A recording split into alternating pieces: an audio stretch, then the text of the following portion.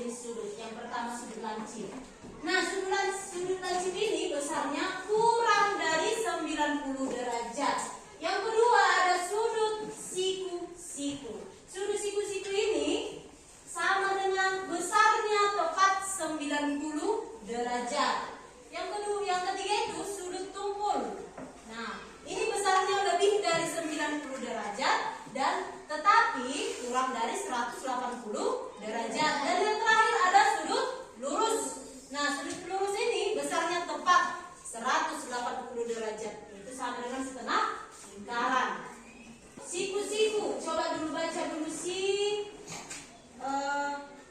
Lastia. Sudut yang besarnya sekitar 90 derajat atau membentuk tanda L sempurna.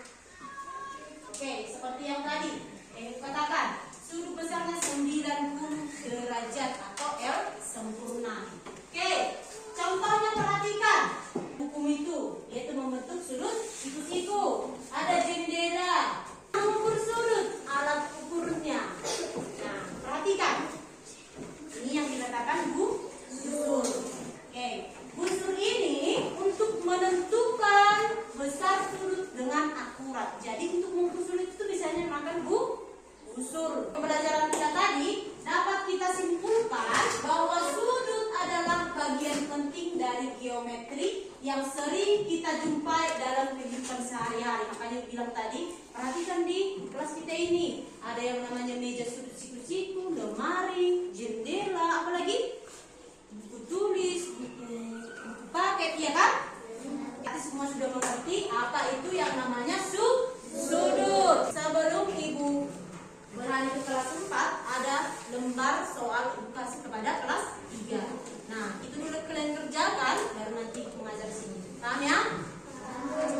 Pokok materi kita yaitu menghargai keberagaman. Materi kita menghargai keberagaman. Perhatikan ke depan sambil perhatikan bacaan.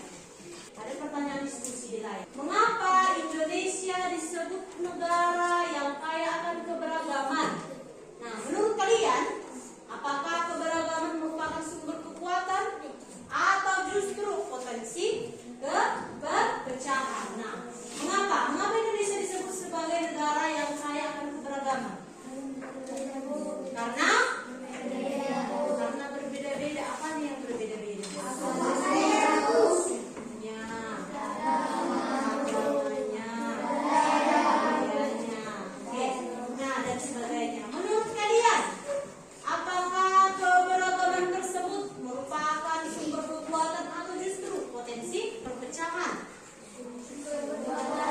Sumber kekuatan. Adapun tujuan pembelajaran kita hari ini tentang PPKN, yaitu yang pertama menjelaskan makna penting memahami dan menghargai keberagaman. Yang kedua, menyebutkan bentuk-bentuk keberagaman yang ada di Indonesia. Nah, yang ketiga, yang terakhir, menjelaskan manfaat dari sikap saling menghargai keberagaman.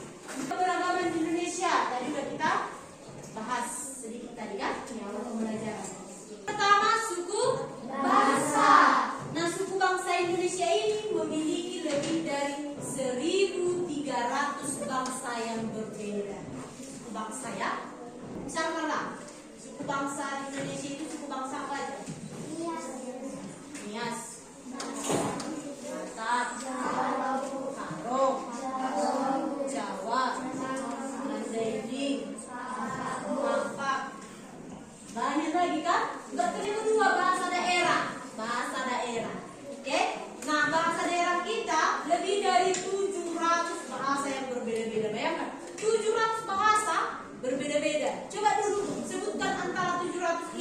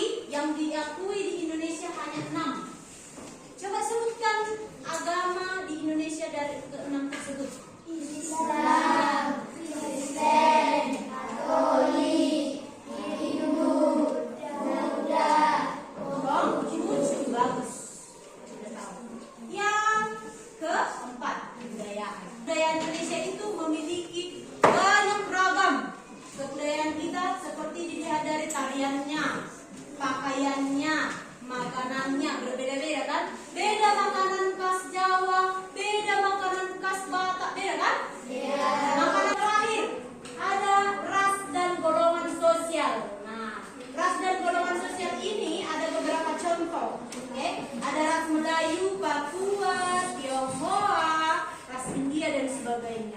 Adapun golongannya, ada golongan pribumi, non pribumi, masyarakat adat dan masyarakat urban. Pentingnya memahami keberagaman. Ibu mau dulu baca dulu sih. Ajar, Pentingnya memahami keberagaman. Pemahaman tentang keberagaman sikap penting memahami keberagaman. Kenapa penting Bu? Katanya, pemahaman tentang keberagaman penting karena keberagaman bagian dari integral.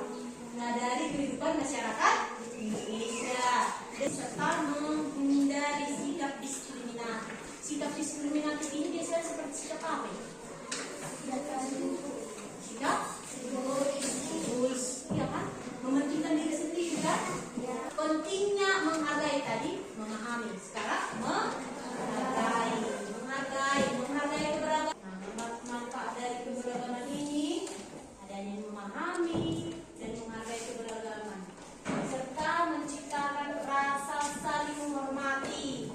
Nah, meningkatkan kerjasama dan menjamin kehidupan yang damai. Toleransi sebagai kunci. Tadi kan dia bilang menghargai dan toleransi. Nah, inilah toleransi inilah sebagai kuncinya.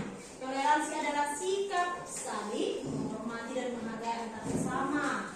Contoh toleransi ini yaitu menjaga hubungan pertemanan meskipun memiliki perbedaan agama. Kesimpulan daripada pembelajaran kita, keberagaman merupakan kekayaan yang dimiliki bangsa Indonesia. Nah, memahami keberagaman dapat mencegah terjadinya konflik. Menghargai perbedaan juga mencerminkan kedewasaan dan berpikir dan bersikap. Nah, harmoni dalam keberagaman dapat terwujud ketika setiap individu, setiap orang menerapkan nilai-nilai Pancasila dalam kehidupan sehari-hari. Nah, dari pembelajaran kita tadi, ada yang mau ditanyakan ataupun ada yang mau bertanya? Nggak ada? Berarti semua paham ya? Nah, di sini ada soal, 10 soal pilihan ganda. Silakan nanti dijawab dari koreksi. Bisa? Bisa. Akan dibuat nama kelasnya, dikari ABC-nya. Pilihlah jawaban yang paling benar. 3, udah siap yang tadi kelas itu? Akan ditentukan. Kita jadi satu meja.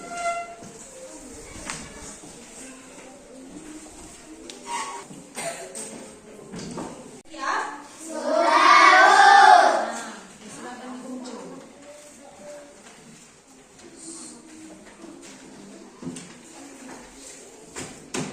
Dan semua mengumpulkan kan? Oke. Nanti nilai bagi sama kalian. Nah, di akhir pembelajaran ini, sebelum kita tutup pembelajarannya, ada baiknya kita bahas materi-materi dari kelas 3 dan kelas 4. Kelas 3 dulu tentang